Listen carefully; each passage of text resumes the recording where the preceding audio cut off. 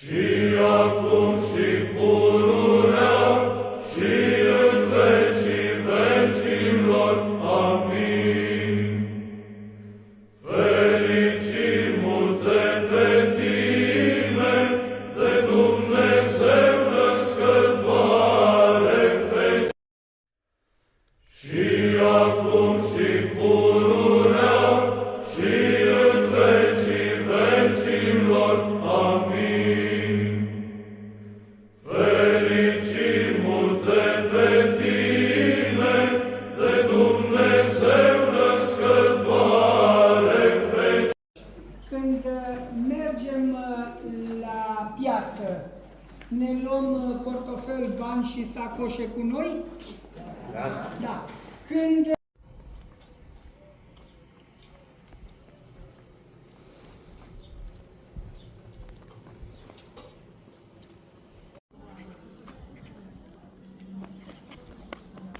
Nu tot ce e pe internet,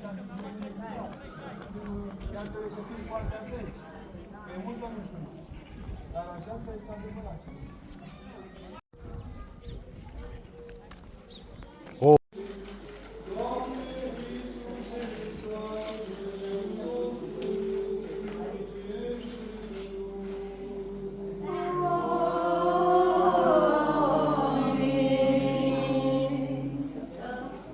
în numele Tatălui și al Fiului și al Sfântului Duh, Preaputernice Părinte Paroh, iubiți și binecuvântați credincioși. Ever heard of the Vietnam goggles they had to ban? Back in the 60s, during the Vietnam War, US troops tested a strange piece of kit. Night vision goggles with red-tinted filters, rumored to be based on Dicenium dye. Now, Dicenium, a mysterious chemical first used in aura research by Dr. Walter Kilner. It's said to let you see energy fields and maybe more. Officially, it's too toxic to sell. Unofficially, people think it reveals things we're not supposed to see. The veteran stories are chilling. One story from a helicopter gunner goes, he puts on the goggles mid-flight and starts unloading his weapon into the darkness, yelling that demons are flying at them. His officer grabs the goggles, looks through, and claims he saw grotesque winged creatures rising from the jungle canopy. Word is command pulled the red goggles from use after just 60 days. No paperwork, no official explanation. Skeptics say it was stress hallucinations or optical glitches from early night vision tech. But the soldiers who were there, they swear it was something else, something not of this world. So were these goggles just a flawed experiment? Or a brief accidental window into another realm? Would you try these goggles out for yourself?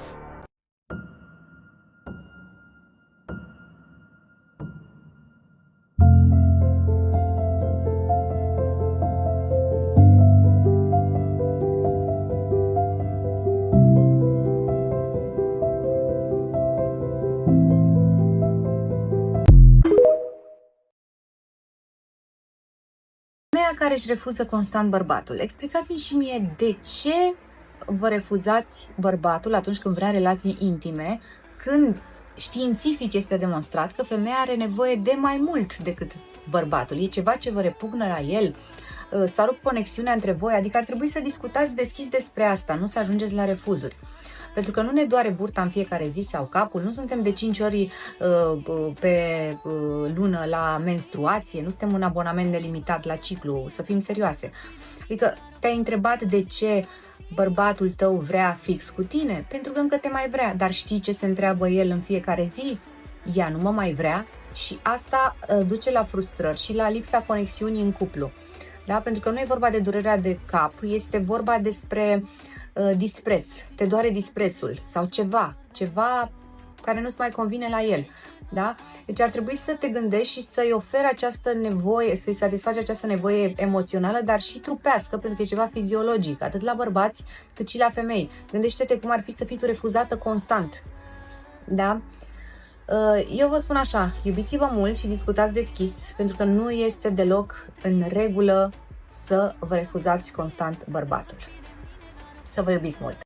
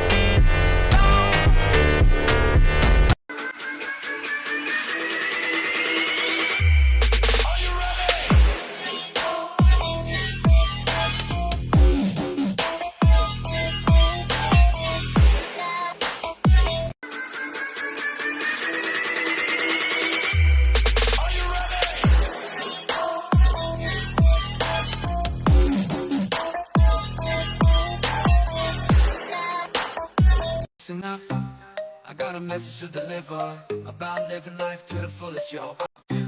Forget the stress, leave your worries behind. It's time to shine, let your spirit on.